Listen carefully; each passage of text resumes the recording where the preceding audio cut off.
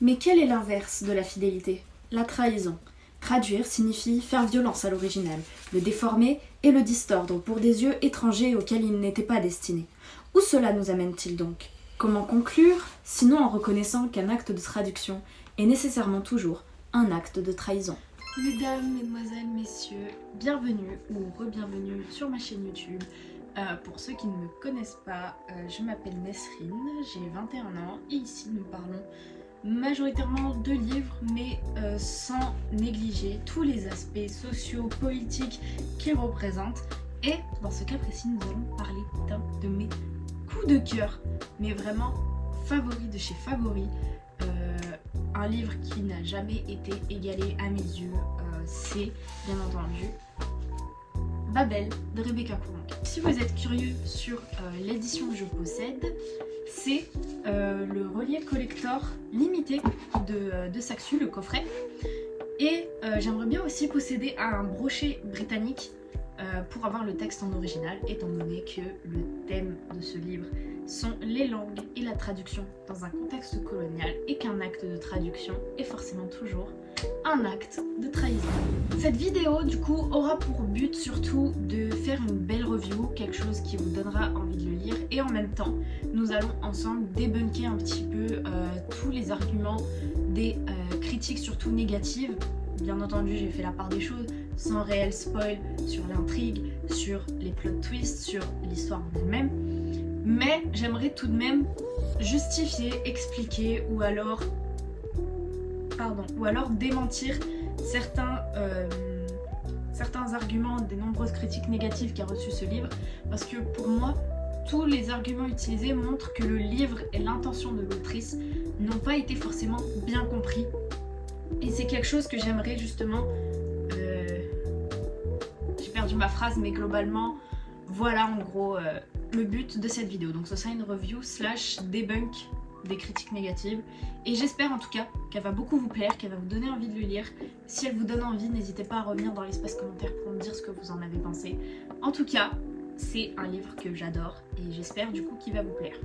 Aussi, du coup, d'habitude j'ai mon cahier de brouillon, c'est vrai, mais en fait j'ai trouvé que mes notes étaient trop longues et que mon cahier allait se finir très vite pour une seule vidéo, sachant qu'il me sert beaucoup de brainstorming. Donc là c'est surtout mes notes et toutes les recherches que j'ai pu faire pour justement faire une vidéo assez quali. Donc ça va être un petit peu un exposé, mais j'espère quand même que ça va vous plaire et que ça va engager la conversation. Alors commençons dès à présent. Babel, ou la nécessité de la violence, est un roman publié par Rebecca Couronc et les maisons d'édition tout d'abord britanniques Harper Voyage en 2022 et de Saxu en France en 2023, et qui se passe dans l'Angleterre des années 1830. Donc c'est un univers alternatif au 19e siècle où l'industrie, la révolution industrielle et l'empire colonial sont tous les deux dominés par l'industrie de l'argentogravure.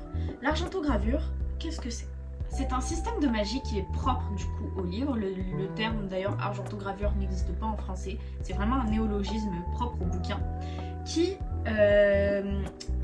dont le principe en fait se base sur la traduction. C'est-à-dire que vous aurez une barre d'argent avec deux mots de deux langues différentes qui seront traduits de chaque côté. Imaginez un cylindre d'argent, deux mots traduits de chaque côté. Deux mots en fait de deux langues différentes qui vont vouloir dire la même chose, mais pas tout à fait. Il y aura une subtilité qui existera dans une langue et pas dans une autre, qui va conférer des propriétés du coup à l'objet auquel la barre d'argent va s'appliquer. C'est pas très clair maintenant, mais je pense que dans le reste de la vidéo j'ai prévu de lire des extraits pour vous montrer un petit peu comment sont décrites les langues et les traductions. Je pense que ça va faire un peu plus sens tout à l'heure. Nous suivons le point de vue d'un orphelin cantonais qui est recueilli par un précepteur britannique et qui est rebaptisé Robin Swift. Et Robin, en l'échange du gîte et du couvert, va devoir exceller en latin, en grec et en chinois pour intégrer justement les producteurs d'argentogravure, l'Institut royal de traduction surnommé Babel, au sein de l'université d'Oxford. Voilà en gros le setting. Le titre de ce livre, est tout trouvé parce que Babel en fait est une référence à un mythe biblique où les hommes, voulant se rapprocher de Dieu et être son égal, ont construit une gigantesque tour pour atteindre le 7e ciel. Vous l'aurez deviné, c'est la tour de Babel. Sauf que Dieu, pour punir les hommes de leur audace, a détruit la tour et a divisé les hommes en tribus, en cultures et en langues différentes pour qu'ils ne puissent plus s'unir et recommencer un tel projet. Et là, du coup, vous voyez, rien que dans l'histoire, l'Institut Royal de Traduction se trouve au sein d'une tour au milieu de l'université d'Oxford et elle s'appelle Babel. Alors, cette fois-ci, du coup, j'ai besoin de mes notes parce que j'aimerais revenir un petit peu sur la façon dont le livre a été accueilli par la critique. Globalement, c'est un best-seller, surtout au niveau de sa sortie. Il continue d'être nommé pour des prix, mais pour l'instant, il me semble qu'il n'en a pas gagné depuis 2024 à peu près. En 2022, Babel obtient le Blackwell Book Awards dans la catégorie fiction et le Nebula Awards dans la catégorie roman. En 2023, c'est le Alex Award, le British Book Awards dans la catégorie fiction et le Locus Awards dans la catégorie roman de fantasy. Par contre, j'aimerais revenir sur quelque chose qui est assez important pour moi, c'est que ce livre n'a pas de tranche d'âge délimitée, mais je le recommanderais quand même à des adultes, donc moins de 18 ans, voire moins de 16 ans si ces personnes-là sont assez éduquées politiquement, parce que les thèmes qui reviennent sont nécessairement la lutte armée, la violence et la colonisation. Et c'est des thèmes politiques très lourds de sens qui me semblent importants de comprendre avant de d'abord entamer la lecture de ce livre. Et pour ce faire aussi, j'aimerais établir la liste des trigger warnings qu'il peut y avoir tout au long du récit. Alcool, agression, sang, maltraitance infantile, mort d'un proche, drogue, racisme, religion, sexisme, vomissement, feu, violence armée, misogynie, meurtre, aiguille, agression sexuelle, esclavage, torture et bien entendu la violence. Vous allez me dire, l'histoire a l'air très joyeuse, mais c'est du Rebecca Kuang. Si vous avez lu The Poppy War, de toute façon, vous savez de quoi je parle. Comme dit bien entendu au début de la vidéo, moi c'était un coup de cœur. Je trouve que Rebecca Kuang n'a pas voulu faire dans la dentelle, elle n'était pas là pour faire dans le neutre, pour lisser l'image d'une période de la colonisation qui a été une période de l'histoire destructrice pour tous les peuples dominés, et c'est quelque chose dont elle rend la violence en fait avec brio, parce que c'est quelque chose qui est assez démis, on va dire, omis, mis sous le tapis par l'histoire racontée par les Occidentaux, parce que je me rappelle, en tant qu'Algérienne, quand on étudiait la guerre d'Algérie en France, la première chose qu'on nous disait, c'était les colons ont construit des routes, des hôpitaux, des universités, sauf qu'on n'avait jamais parlé de la technique des enfumades, on n'a jamais parlé de la colonisation violente et de la politique de la terre brûlée qu'a suivi la France tout au long de la colonisation de l'Algérie, et nous voyons bien qu'en 2025, à l'heure actuelle, ça pose encore problème. Un petit bonus aussi pour les notes de bas de page que j'ai beaucoup aimé, parce que le récit en fait se veut très académique. Des fois on a plus l'impression de lire un mémoire de recherche universitaire qu'une véritable œuvre de fiction, et justement je trouve que ça brouille un peu les pistes entre la fiction et la réalité et le message qu'elle veut transmettre. Et du coup les notes de bas de page, j'avais beaucoup aimé un petit peu le cynisme, le petit en mode un petit peu sassy, un petit peu d'insolence. Je trouve que Rebecca Kuang elle était là vraiment pour dire les termes en fait. Sauf que juste le petit bémol que je peux rapprocher aux notes de bas de page, c'est que des fois elles intervenaient dans des moments où il n'y avait pas lieu d'être et où l'intrigue du coup elle se trouvait coupée un petit peu dans son rythme, parce que il fallait lire les notes de bas de page pour avoir un petit peu plus de contexte, ou alors pour avoir son avis sur telle ou telle situation que traversaient les personnages. Mais globalement ça reste un énorme coup de cœur, donc vraiment 5 sur 5, 5 étoiles, voire plus même. Donc maintenant, du coup, nous passons aux différents arguments des critiques négatives que j'ai choisi d'aborder. Vous allez voir que la plupart sont liés, sauf un du coup que je vais aborder plus à la fin. Mais vous allez voir qu'en gros, même si j'ai choisi de les aborder plus ou moins distinctement, parce que des fois il y en a qui ont des explications que les autres n'ont pas, la plupart restent quand même un tout. Donc, le tout premier sur lequel je voulais revenir, c'est les personnages sont plats. Alors, J'ai remarqué beaucoup, surtout sur TikTok, de gens disent que les personnages sont un petit peu trop manichéens. Mais c'est un procédé que Rebecca Kuang avait utilisé un petit peu, mais moins quand même, dans du coup son premier roman, donc sa première trilogie de Poppy War, qui est sorti d'ailleurs ce mois-ci en français sous l'édition de Saxu, mais il avait déjà été sorti dans une autre édition française. J'ai l'ancienne, j'ai pas encore celle de Saxu, mais voilà, globalement, c'est un procédé qui lui est familier. Et Robin, du coup, est un narrateur non fiable. Un narrateur non fiable est un narrateur dont la crédibilité est compromise. Ce terme apparaît d'abord dans The Rhetoric of Fiction de Wayne Booth en 1961. Un narrateur non fiable donne au récit deux critères. Il y a des raisons objectives de ne plus pouvoir se fier aveuglément au narrateur, et cela joue un rôle déterminant dans la lecture et les interprétations de l'œuvre. Le lecteur doit avoir le même recul qu'une histoire racontée par un inconnu dans la vie réelle. C'est-à-dire, même si en général c'est dans les narrateurs à la première personne, Babel est écrit à la troisième personne, mais on suit presque tout le temps le point de vue de Robin. Sauf que Robin n'a plus de famille. Robin, on l'apprend dans le premier chapitre, je ne vous spoil rien. Robin voit sa mère mourir d'une maladie. Robin est enlevé de Canton, le pays qu'il connaît, vers un pays dont il ne connaît rien du tout, donc la Grande-Bretagne, Londres, l'Angleterre. Il doit avoir des codes sociaux qu'il n'a jamais appris, une langue qu'il ne connaît pas, ou alors qu'il connaît de loin, étant donné qu'il a lu beaucoup de livres anglais. Donc, Robin est en constante quête de repères. Cette quête de repères va l'amener à Babel à tout idéaliser, parce que c'est la ville, Babel, c'est l'institution dont on lui aura vendu les rêves les plus fous toute sa vie par, du coup, le précepteur qui l'a recueilli, et il va idéaliser cette ville, il va idéaliser ses amis, il va idéaliser Oxford. Donc du coup, tout nous paraît tout beau, tout rose, alors même que ça ne l'est pas, et il y a des indices dans le récit. La preuve, j'ai recueilli une citation qui du coup montre que Robin, ce n'est pas qu'il ne voit pas la complexité de ses amis ou de la ville dans laquelle il vient, c'est plutôt qu'il ne choisit de ne pas voir, et cette citation va nous le dire. Je ne sais plus exactement dans quel chapitre c'est, puisque je l'ai recueilli sur Babelio, sur les différentes citations que les lecteurs relevaient, mais voilà. La réalité était après tout assez malléable, pour peu que l'on choisisse de ne pas y regarder de trop près. On pouvait oublier des faits, effacer des vérités, voir sa vie sous un angle bien précis, comme à travers un prisme déformant. Et il y a plusieurs autres indices dans le récit, il y en a une autre que j'ai relevée un peu plus tard, qui montre que Robin choisit plutôt de ne pas voir, et lui-même il idéalise. Donc le côté des personnages plats, c'est normal, c'est parce qu'on est dans la psyché de Robin. On n'est pas tout à fait extérieur, le narrateur n'est jamais tout à fait extérieur au récit.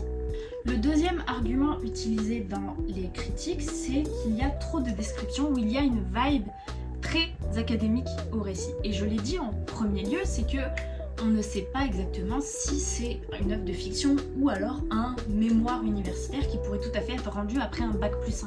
Et ça, je vous l'accorde, ça a une vibe très académique. Mais pour moi, c'est parce que le genre de ce livre n'a pas été compris.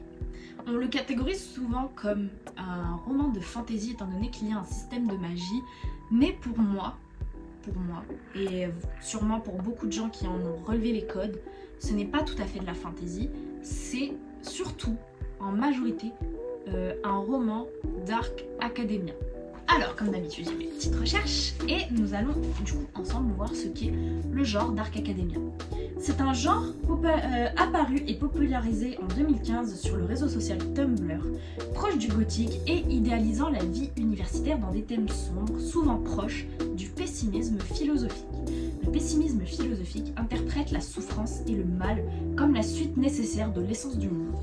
Il prétend avoir une approche lucide de la réalité, mais prête au monde dans lequel nous vivons une valeur négative, le considérant comme le pire possible. Les thèmes principaux sont la mort, la finitude humaine et la souffrance. La paternité du genre Dark Academia est souvent attribuée à The Secret History de Donna Tartt. Je vous mets la couverture jusqu'ici. Mais plusieurs auteurs, notamment classiques, y sont souvent associés, tels que Oscar Wilde avec The Picture of Dorian Gray, Emily Brontë ou Sylvia Plath. Et du coup, ce que j'ai trouvé, c'est que beaucoup de gens disaient qu'il y avait beaucoup de descriptions parce que, en fait, pour moi, c'est qu'il y a une confusion dans les genres, je vous l'ai dit. Et le fait est que ce roman soit écrit en Dark Academia, on est beaucoup dans du coup la romantisation, l'idéalisation et la contemplation. C'est un roman fait pour contempler, il n'est pas là pour avoir des actions spectaculaires qui se succèdent les unes aux autres, comme on peut avoir dans plusieurs codes, dans les codes de la fantasy, on va dire habituels. C'est un genre qui du coup se base beaucoup plus dans l'idéalisation en fait, c'est clairement ça, parce que c'est un genre, en tout cas une sorte d'esthétique qui a beaucoup été popularisée dans la pandémie de Covid-19 et par des gens qui ne pouvaient pas sortir, donc il y a forcément cette idée de romance de la vie, et donc romance de la vie universitaire qui se retrouve également dans le récit. Ensuite, la vibe académique est souvent attribuée aux notes de bas de page ainsi qu'aux descriptions des traductions des différentes barres d'argent, on va dire, comme j'ai expliqué au début avec l'argentogravure. Mais pour moi, c'est essentiel du coup d'expliquer comment fonctionnent les barres d'argent pour savoir quelles propriétés elles vont utiliser pour revenir du coup dans l'action du récit, parce que autrement, si on disait juste, si on lançait des petits mots en mode cuisine, kitchen, comme on pourrait lancer avec Expelliarmus ou Lumos dans Harry Potter, ça n'aurait pas de sens. On ne verrait pas la subtilité qu'apporterait la barre d'argent. Et en même temps, en soi, l'ayant lu et relu, genre c'est ma deuxième, je l'ai lu 2 fois, j'ai pas trouvé ça lourd. Franchement, j'ai pas trouvé ça lourd. J'ai même relevé un extrait pour vous montrer un petit peu à quoi ressemblent les différents paragraphes. Et honnêtement, j'ai pas trouvé ça lourd. J'ai trouvé que c'était assez fluide, c'était beau et c'était très intéressant. Parce qu'on soupçonne énormément le pouvoir des langues. Et pour le coup, j'ai trouvé que c'était une excellente approche. Alors, l'exemple que j'ai relevé surtout se trouve dans le chapitre 9. Donc, ils sont en train de parler d'une barre d'argent du coup en plein cours pour démontrer un petit peu à quoi sert l'argentogravure. On l'emploie le plus souvent pour créer un remède sucré qui sert d'antidote à la plupart des poisons. Une ingénieuse découverte d'une étudiante qui s'est avisée que le mot treacle, mélasse, désignait à l'origine au XVIIe siècle la forte proportion de sucre employée afin de masquer le mauvais goût des médicaments. Elle a remonté la piste jusqu'au vieux français triacle, antidote ou remède contre les morsures de serpent, puis au latin theriaca et enfin au grec theriake qui signifie tous les deux antidote. C'est vraiment des petits paragraphes comme ça qui sont posés, qui du coup expliquent beaucoup plus la magie en détail. Et je trouve qu'au contraire, ça sert beaucoup plus l'argumentaire de Rebecca Kuang que d'expliquer en détail comment fonctionnent les différents actes de traduction, plutôt que de laisser ça à l'aveugle au profit du spectaculaire. Vous voyez ? Donc c'est quelque chose qui est très important au récit, et je trouve que reprocher au récit d'avoir une vibe académique et d'avoir trop de descriptions, c'est tout simplement dénaturer le but initial de l'autrice, c'est juste de dénaturer le livre en lui-même en fait. Du coup, le troisième argument qui est beaucoup plus lié aux 2 autres que j'ai cités, c'est que par rapport aux descriptions, c'est qu'il n'y a pas d'action et que Robin subit son histoire. Alors, pour moi, c'est quelque chose qui, encore une fois, vient totalement dénaturer et montrer que le livre a été mal compris. Le fait est qu'il n'y a pas d'action, j'ai trouvé qu'il y en avait quand même, parce que de ce que j'ai remarqué, beaucoup d'actions sont en fait très disséminées un petit peu.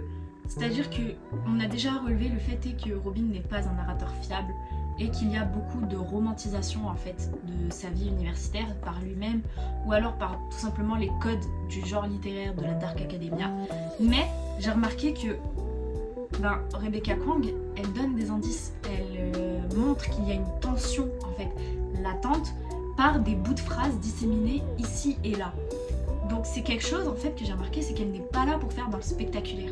Ce n'est pas de la fantaisie, mais il y a une tension qui montre déjà que, en fait, peu importe à quel point les personnages, bon ça c'est dit dès le départ, peu importe à quel point les personnages auront beau faire tout ce qu'ils veulent, le fait est qu'ils sont des descendants des colonies montre qu'ils ne seront jamais tout à fait à leur place. Et c'est ça, c'est exactement ça l'argumentaire de Rebecca Kuang dans son livre. Et c'est quelque chose qui, je trouve, a été très très mal compris en fait. Je vais vous relever par exemple des citations Par exemple, il y a une phrase, moi, qui m'avait marquée. J'aurais voulu vous raconter un extrait, en fait, entier, mais je me dis que ça spoil un peu.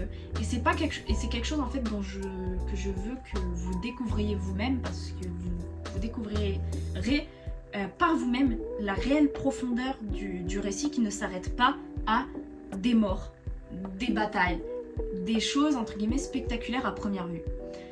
Il y a une citation que j'avais relevée, fin du chapitre 4.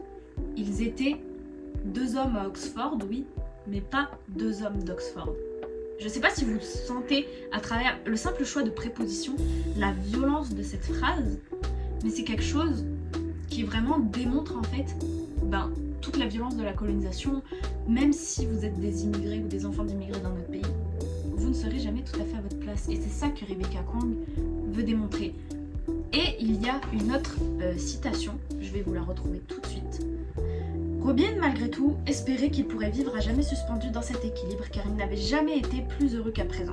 Sous pression, trop occupé par ce qu'il avait devant lui à un moment donné pour prêter attention à la manière dont toutes les pièces s'emboîtaient. C'est typiquement ce genre de phrase quand je vous dis que Rebecca Kong est là pour disséminer un petit peu toute l'action au lieu de tout nous jeter à la figure, et c'est quelque chose que j'ai trouvé de très très beau. Donc dire qu'il n'y a pas d'action, c'était voir la face émerger de l'iceberg, ce n'était pas faire un vrai travail de recherche comme elle aurait voulu que le livre soit reçu. Et ensuite je reviens sur l'argumentaire que Robin subirait son histoire, parce que en fait c'est un procédé qui est également utilisé dans The Poppy War, beaucoup plus que... comme le narrateur non fiable, mais pas de la même façon. C'est-à-dire, vous savez que le narrateur non fiable, dans The Poppy War, les personnages sont en l'air, en tout cas du point de vue de Rin, beaucoup moins manichéens que dans Babel. C'est vrai que Robin a une vision très le bien vs le mal, il n'y a pas de zone de gris entre tous ces personnages.